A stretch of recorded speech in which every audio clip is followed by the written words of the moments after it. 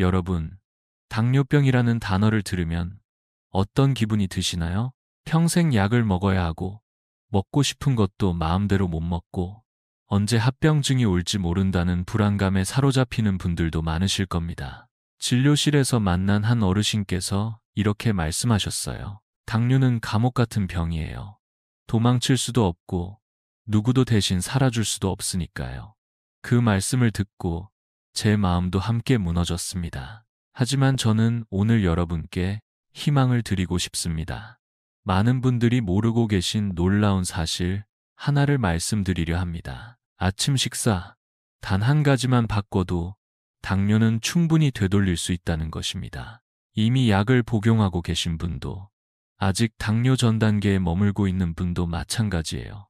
이건 단순한 이론이 아니라 제가 직접 진료한 수많은 환자분들의 이야기입니다.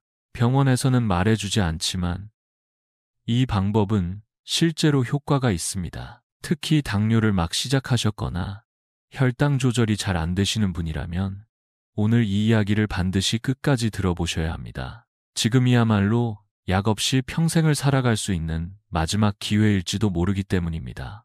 이 영상을 보고 나면 분명히 느끼실 겁니다. 나도 할 수 있겠다는 용기와 변화의 시작을요. 제가 이런 말씀을 드리면 이런 생각이 드실 수도 있어요. 아니, 병원에서는 왜 이런 중요한 이야기를 해주지 않았을까? 바로 그 질문이 오늘의 이야기에서 가장 중요한 시작점입니다. 많은 분들이 병원에서 당뇨에 대해 듣는 이야기는 늘 비슷합니다. 식습관을 개선하시고 3개월 뒤에 다시 검사해 봅시다. 혹은 이제 수치가 높으니 약을 시작해야겠네요. 이런 식이지요. 하지만 이상하지 않으셨나요? 정말 당뇨를 막고 되돌릴 수 있는 방법이 있다면 병원에서 가장 먼저 알려줘야 하는 것 아닐까요?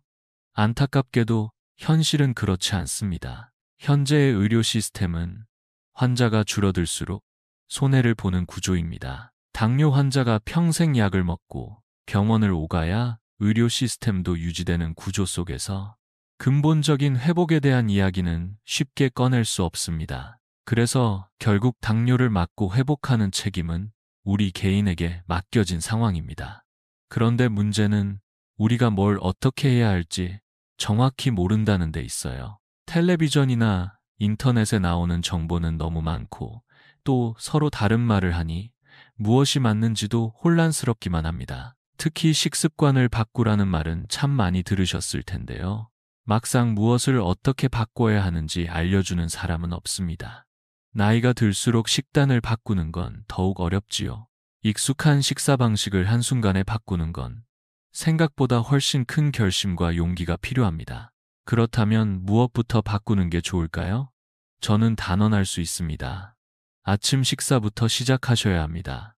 아주 작은 변화처럼 보이지만 아침을 바꾸는 것은 하루 전체 혈당을 바꾸는 가장 강력한 열쇠입니다. 지금부터 그 이유를 하나하나 풀어드릴게요.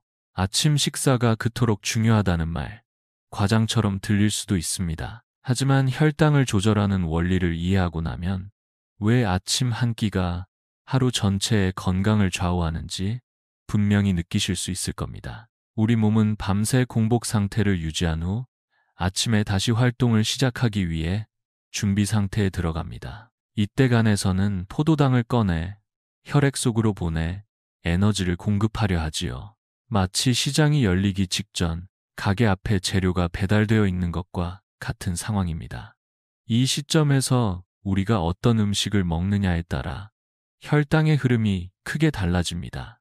예열된 불판 위에 기름을 붓느냐, 물을 붓느냐에 따라 불길이 달라지는 것처럼 아침에 들어오는 음식이 혈당을 급격히 올릴 수도 서서히 안정시킬 수도 있습니다.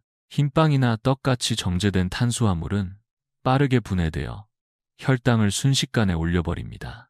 그러고 나면 다시 급격히 떨어지면서 피로감, 졸림, 공복감을 유발하지요. 반면 단백질이나 채소, 통곡물 위주의 식사는 혈당을 완만하게 올리고 오래 유지시켜줍니다. 특히 중요한 사실은 아침 한 끼의 선택이 점심, 저녁 혈당에도 영향을 미친다는 점입니다. 첫 단추를 잘 끼우면 하루 종일 옷매무새가 흐트러지지 않듯 아침 식사가 하루 혈당 곡선을 결정짓는 기준이 되는 것입니다. 실제로 제가 진료한 환자 중 한 분은 아침 식사만 바꾼 뒤 3개월 만에 공복 혈당이 160에서 110으로 떨어졌습니다. 약을 줄이기 시작했고 6개월 후에는 완전히 끊을 수 있었습니다. 단 한 끼의 변화가 이토록 큰 결과를 만든 것이죠. 그렇다면 어떤 음식을 아침에 드셔야 할까요? 지금부터 제가 수많은 환자분들과 실천해온 혈당 회복의 핵심 재료 3가지를 자세히 알려드리겠습니다.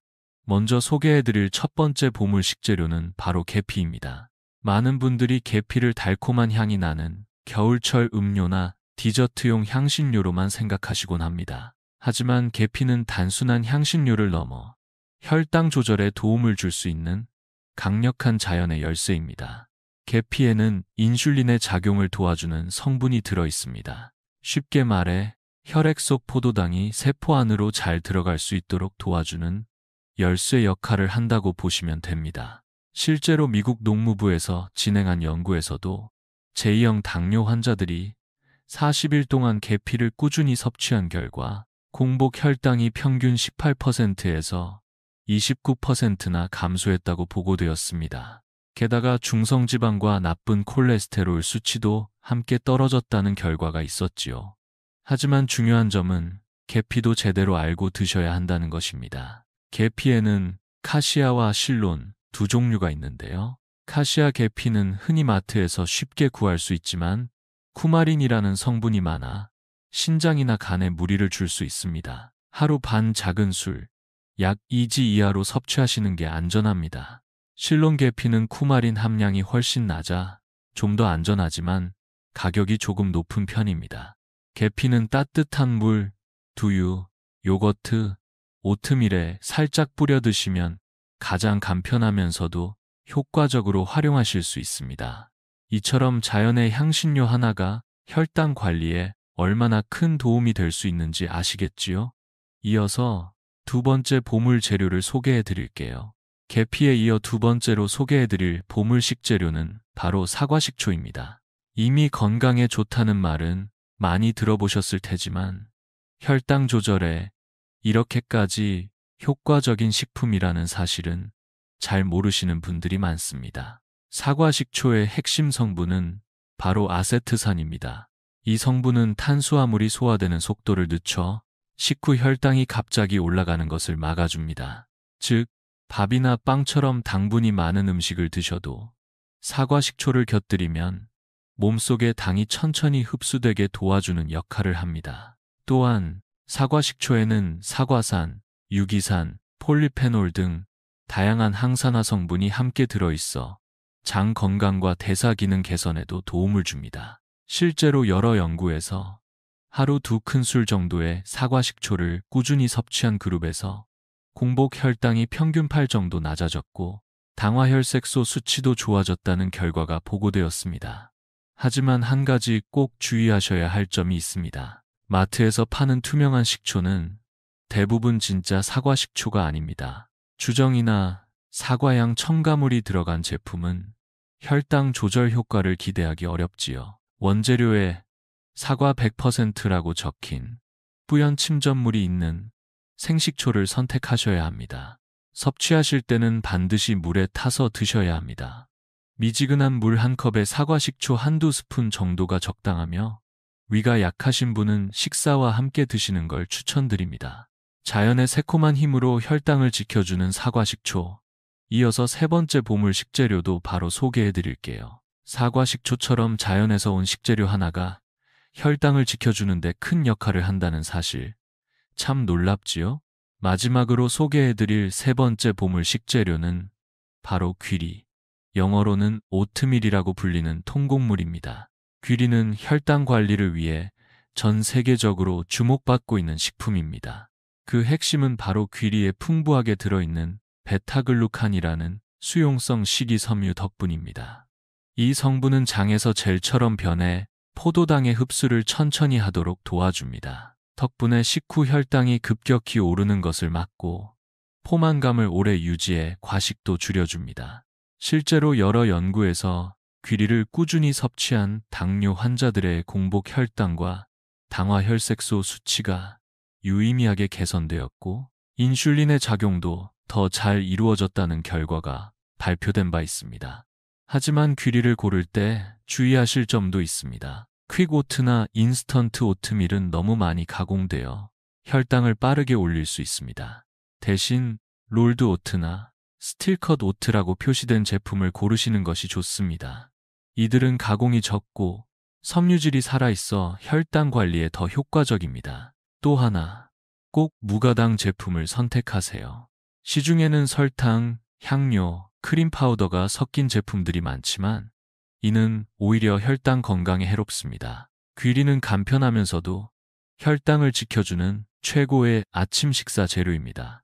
그렇다면 이제 이 세 가지 보물 식재료들을 어떻게 조합해야 아침 식단이 완성되는지 알려드릴게요. 귀리, 계피, 사과 식초, 이 세 가지를 어떻게 활용하느냐에 따라 아침 식사는 그저 배를 채우는 한 끼가 아니라 혈당을 되살리는 기적의 시간으로 바뀔 수 있습니다. 그렇다면 이제 혈당을 낮추는 황금 아침 식단의 5가지 원칙을 함께 알아보겠습니다. 첫째, 단백질은 넉넉하게, 탄수화물은 약간 부족하게 드세요. 많은 분들이 아침엔 밥이나 떡, 빵처럼 탄수화물 위주의 식사를 하십니다. 그런데 이런 식단은 혈당을 빠르게 올려버리기 쉽습니다. 대신 달걀, 두부, 콩, 생선 같은 단백질을 충분히 포함하면 포만감도 오래가고 혈당도 안정적으로 유지됩니다. 실제로 고단백 아침 식사를 한 사람들의 경우 아침뿐 아니라 점심, 저녁까지 식후 혈당이 낮아졌다는 연구 결과가 있습니다. 둘째, 먹는 순서를 바꾸세요. 같은 음식을 먹더라도 채소, 단백질, 탄수화물 순서로 먹으면 혈당이 훨씬 덜 오릅니다. 채소 속 식이섬유가 장에서 막을 형성해 당분이 천천히 흡수되도록 도와주기 때문입니다. 아침에 나물이나 샐러드를 먼저 드시고 그 다음에 단백질, 마지막에 밥이나 고구마를 드셔보세요. 셋째, 밥과 죽은 전날 만들어서 식혔다가 데워 드세요. 이 원칙은 생소하게 느껴지실 수 있지만 아주 효과적입니다. 갓 지은 밥보다 식혔다가 데운 밥에는 저항성 전분이 생기는데 이 전분은 소화가 천천히 되어 혈당을 완만하게 올려줍니다. 전날 지은 현미밥이나 고구마를 냉장고에 보관했다가 아침에 데워 드시면 훨씬 혈당에 유리합니다. 넷째, 아침 식사는 꼭 규칙적으로 드세요. 아침을 거르면 하루 전체 혈당 변동이 커지고 점심이나 저녁에 폭식하게 되는 경우가 많습니다. 특히 아침을 자주 거르는 분들은 인슐린 저항성이 높아지고 체중도 쉽게 증가하는 경향이 있습니다. 가능하면 아침은 매일 비슷한 시간대, 예를 들어 8시에서 9시 사이에 드시도록 해보세요. 다섯째, 새콤한 맛을 곁들이세요. 식초나 레몬즙 같은 신맛은 혈당 상승을 억제하는 데 도움을 줍니다. 잡곡밥 옆에 무절임을 곁들이거나 샐러드에 사과식초 드레싱을 뿌려 드셔보세요. 단, 설탕이 들어간 단무지나 피클은 피하시고 무설탕 식초절임을 활용하시는 게 좋습니다. 이 5가지 원칙만 잘 기억하시고 실천하셔도 아침 식사는 약보다 더 강력한 혈당 조절 도구가 될 수 있습니다. 이제 이 원칙을 활용한 구체적인 아침 식단 예시도 함께 소개해 드릴게요. 말씀드린 5가지 원칙을 바탕으로 하면 특별한 재료 없이도 충분히 건강한 아침 식사를 준비하실 수 있습니다. 지금부터는 실제로 진료실에서 많은 분들이 따라하셔서 효과를 보신 3가지 아침 식단 예시를 소개해 드릴게요. 첫 번째는 고단백 오트밀죽입니다. 집에 있는 양파, 당근, 버섯 같은 채소를 잘게 썰어 올리브유에 살짝 볶아주세요. 여기에 참치 통조림을 넣고 물이나 멸치 육수를 부어 끓인 다음 롤드 오트를 5큰술 넣고 약불에서 부드럽게 끓입니다. 마지막에 계란을 하나 풀어 넣고 쪽파를 얹어 마무리하면 한 그릇으로 단백질과 식이섬유를 모두 챙길 수 있는 따뜻한 아침 식사가 완성됩니다. 두 번째는 콩 샐러드입니다. 삶아둔 병아리 콩이나 서리태를 한 주먹 준비하고 방울토마토, 브로콜리, 오이 같은 생채소와 함께 접시에 담습니다. 삶은 달걀 2개 또는 찐 닭가슴살을 곁들이고 올리브유와 사과 식초, 소금을 섞은 드레싱을 뿌려주세요. 여기에 삶아서 보관해둔 통길이 한 주먹을 더하면 포만감도 좋고 혈당에도 부담이 없습니다. 세 번째는 한식 한상 아침입니다. 현미나 귀리를 섞은 잡곡밥, 백기의 달걀찜이나 두부조림 같은 단백질 반찬, 시금치나 브로콜리 나물, 무절임을 함께 곁들여 보세요. 가장 익숙한 식단이지만 구성만 살짝 바꿔도 혈당 변화는 확실히 달라집니다. 이제 식단까지 준비되셨다면 마지막으로 먹는 습관까지 바꿔보면 훨씬 더 큰 효과를 기대할 수 있습니다. 실제로 식단을 바꾸셨는데도 혈당 조절이 잘 안 되는 분들이 계세요. 그런 분들께 꼭 권해드리는 것이 바로 먹는 습관, 그 중에서도 마인드풀 이팅입니다.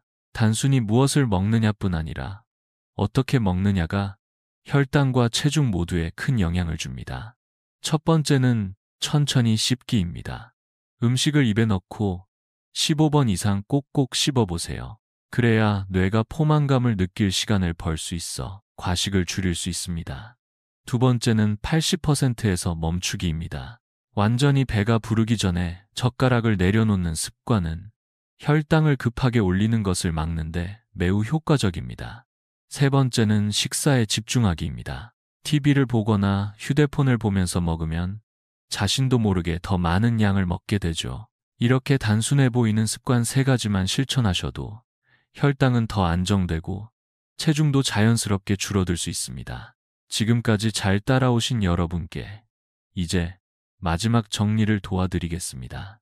지금까지 긴 이야기 함께 들어주셔서 감사합니다. 이제 한번 정리해 볼까요? 오늘 여러분께 말씀드린 내용은 결코 어렵지 않았습니다.